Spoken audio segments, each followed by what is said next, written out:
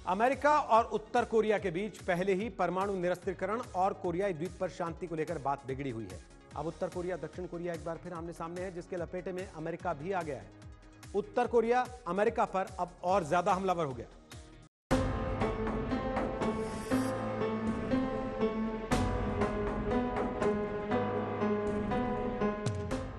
उत्तर Korea और America के बीच एक बार फिर तनाव चरम पर पहुंच सकता है, क्योंकि उत्तर कोरिया अमेरिका को मुंह तोड़ जवाब देने के लिए अपनी सेना को और मजबूत बनाने में जुटा हुआ है और इसकी शुरुआत भी उत्तर कोरिया ने कर दी है। ये बात खुद उत्तर कोरिया के विदेश मंत्री ने कही है। अमेरिका से दीर्घकालिक सैन्य खतरों के खिलाफ देश में एक से अधिक विश्वसनीय सैन्य बल का निर्माण करेंगे, ताकि हम अमेरिका को जवाब दे सके। इससे कुछ दिन पहले भी उत्तर कोरिया ने अमेरिका को अपने ही अंदाज में तब जवाब दिया था, जब उत्तर कोरिया ने दक्षिण कोरिया से अपने सभी संबंधों को तोड़ने की बात कही थी और अमेरिका ने उस पर टिप्पणी की थी। अमेरिका को अपनी जुबान पर लगाम लगानी चाहिए और अपनी घरेलू समस्याओं पर ध्यान देना चाहिए। अगर वो कुछ खराब अनुभव नहीं करना चाहता तो ये न केवल अमेरिकी हितों के लिए बल्कि आगामी राष्ट्रपति चुनाव को भी आसानी से निपटाने में मददगार होंगे।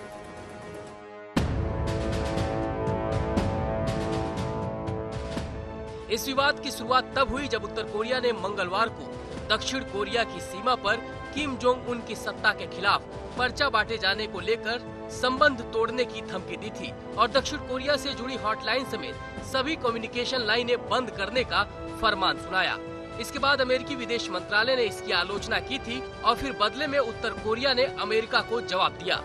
ये सब तब हो रहा है जब अमेरिका एक तरफ कोरोना वायरस के प्रकोप का सामना कर रहा है, तो वहीं दूसरी तरफ पुलिस कस्टडी में हुई अश्वेत नागरिक जांच फ्लाइट के खिलाफ पूरे अमेरिका में नाराजगी है। आज तक ब्यूरो।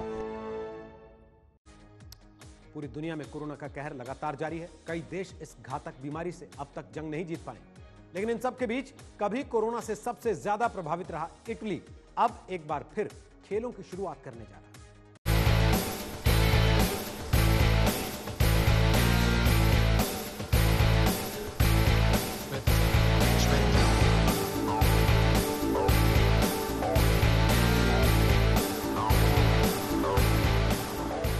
कोरोना वायरस से सबसे ज्यादा प्रभावित देशों की सूची में शुमार रहे इटली में जिंदगी एक बार फिर पटरी पर लौटती दिखाई पड़ रही है। यहां 12 जून यानी शुक्रवार से फुटबॉल के खेल की वापसी होने जा रही है। इतना ही नहीं, स्टेडियम आने वाले दर्शकों में संक्रमण ना फैले, इसके लिए स्टेडियम को सैनिटाइज भी किया जा रहा है।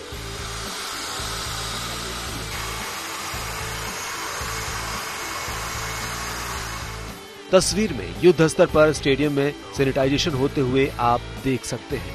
ये इटली के 3 बड़े स्टेडियम्स में शुमार स्टेडियो सैन पाओलो स्टेडियम है, जहां कोरोना वायरस महामारी के बाद एक बार फिर से कोप्पा इटालिया चैंपियनशिप के सेकेंड लीग के सेमीफाइनल मैच की शुरुआत हो रही है।